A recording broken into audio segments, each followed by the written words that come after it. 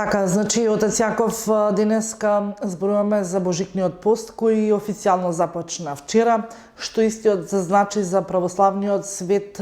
Има ли правила во истиот и до кога истиот ќе трае? Так.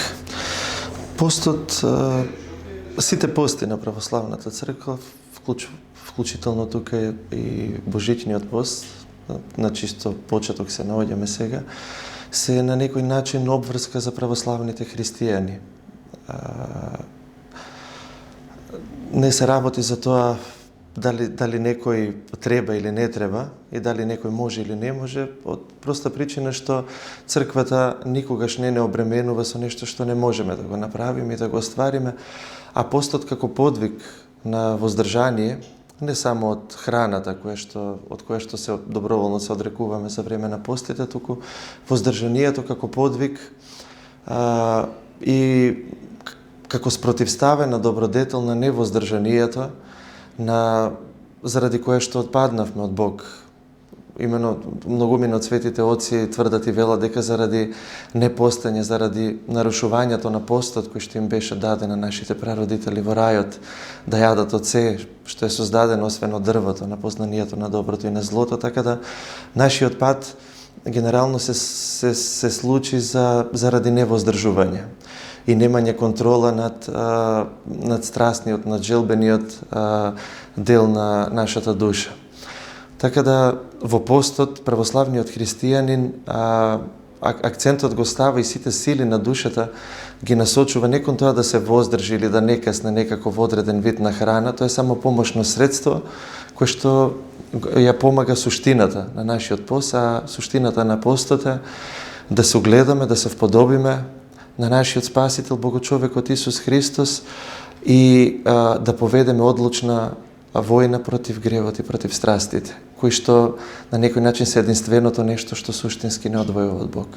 Така и самите спомнавте во однос на тоа дека можеби нема да не направи поголеми верници христијани доколку ги почитуваме само оние телесни искушенија. Што се случува со духовното? Видете, наједноставно ќе го објасниме со таков едноставен пластичен пример.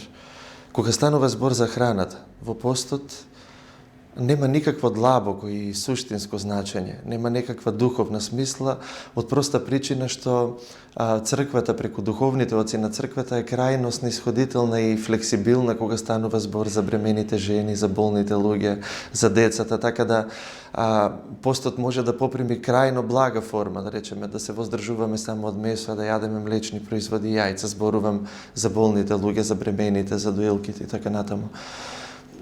Така да не е суштината на постот тоа, а на оној телесен, формален дел, кога станува збор за воздржувањето од храна, единствена подлабока смисла која што можеме да ја пронајдеме тука е вежбањето, тренингот на нашата огревована и падната волја, која што ни е неопходна кога ќе водиме суштинска борба против останатите страсти, против суетата, против гордоста. Ако нашата волја е раслабена до тој степен, среќаваме се повеќе луѓе кои што велат дека не можат да постат, се соочуваат со својата собствена немоќ, а волјата како сила на душата ни е многу важна во нашиот подвижнички живот за да се бориме со останатите страсти. Ако нашата волја е до тој степен расколебана, да ние за некој продукт кој што е забранен за време на постите не можеме да одолееме и некако не привлекува, не заробува и мораме да каснеме од него, што ќе се случи со останатите гревови и страсти? Во формулацијата на вашето прашање споменавте колку кој е тука соодносот помеѓу воздржувањето од храна и љубовта, почита кон другите луѓе.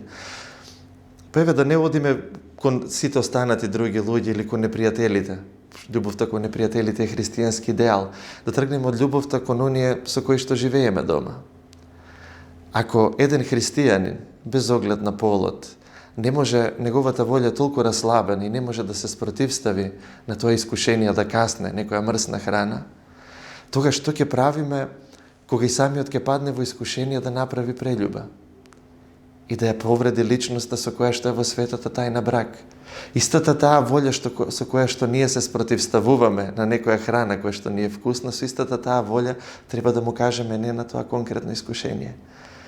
Ние не можеме да љубиме ако постои раскол во нашата душа, ако сите сили на душата не се соединети и собрани и устремени кон една единствена цела, тоа е кон богопознанието и кон градењето на здрав личносен однос со Бог.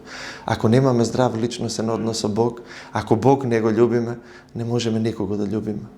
Така, отец Јаков би ве запрашала и уште едно прашање, доколку дозволите. Факт е дека се почесто сликата низ православните цркви е дека се помалку млад свет или воопшто се помалку луѓе ги посетуваат црквите, што за празници, што за неделни литурги. Кој е вашиот став и како се во ова да се надмине?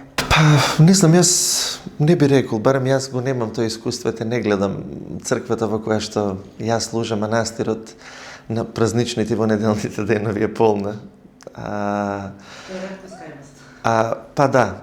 И генерално еве кај нас во нашата епархија црковниот живот е на едно повисоко ниво кое ќе споредиме со други делови од нашата држава. Но точно, нема во целост да ја негирам вашата констатација која ќе споредиме со некои други историски моменти, така натаму. Секако дека тоа што се празни црквите, различни луѓе наоѓаат вина во различни моменти, во различни, како да кажам, ја гледаат причината во различни нешта. Но главната причина, ако веќе некој не оди во црква и ја ставил црквата, духовниот живот и своето духовно востовршување на маргините од својот живот, оставил простор за хедонизмот, за задоволувањето на страстите и така натаму. Видите, човек кој што сака да живее хедонистички, човек кој што сака да блудничи, човек кој што сака да гледа на другите од висина живеејќи според главната болест од која што боледува нашата душа, високото мислење за себе и суетата, на таквиот човек му е тесно во црквата. Оти црквата функционира според начала кои што се апсолутно спротивни на сето ова што го набројавме. И човекот кој што својата волја насочил кон гревот и кон задоволувањето на страстите, чувствува дека црквата му ја загрозува слободната волја, која што тој доброволно ја насочил кон гревот. А не можеме компромис да правиме во црквата. Ако живееме во грев, едно е да грешиме од немоќ, а друго е свесно да се помириме, да се поистоветиме со гревот. Може човек секојдневно да греши, меѓутоа да рече: помогни ме Господи, крени ме, јас грешив како човек, ти како Бог прости ми. Еве секојдневно паѓам и грешам, ама ти гледаш дека тебе те љубам, не сакам да се поистоветам со гревот. Тоа е друга приказна. Тука зборуваме за непрестано покаяние. И навистина е тешко човек да се избори со своите страсти. Ама човек кој што се помирил со гревот, кој што го засакал гревот, кој што го љуби гревот, тој ќе најде милион оправданија и недостатоци во самата црква за да не оди во црква, заради тоа што самиот се соочува со конфликт помеѓу она што го сака и помеѓу начинот на живот во светиот дух, кој што е живот на чистота и стремеш и градење на однос со живиот и со совршен Бог, е во конфликт со самото оно што ние го сакаме. Затоа е многу важно нашата волја да ја насочиме кон Бог и во борба против гревот и против страстите. Тоа е суштината и поентата на постот. Така и на самиот крај би ве запрашала, ќе упатите ли една порака до сите верници по однос на Божикниот пост? Како последна порака, еве, генерално зборуваме за постот, секој кој што сака да пости не е доволно да се воздржува од храна. Тоа е важно да го напоменеме. Многу поважно е да пронајдеме духовен отец, кој што сами си го избираме во православната црква, некој од свештениците во парохиските храмови, јеромонасите во манастирите, да се исповедаме, да се покаеме и да не се плашиме од онаа препорака, онаа содржина на постот која што ни ја пропишува црквата, колку и да изгледа строго. Многу е важно да имаме духовен отец, а тој како родител ќе ни одреди пост според нашите сили. Многу поважно е да одлучиме, да донесеме таа клучна одлука, нашата огревовена волја да ја насочиме во борба против гревот и против страстите, да се сообразуваме и да растеме во црквата според мерката на растот Христов. Инаку, воспротивно, сме го промашиле нашиот живот. Така да, лесни и благословени пости за оние кои што ќе ги постат. Ви благодарам за одделеното време и направеното интервју.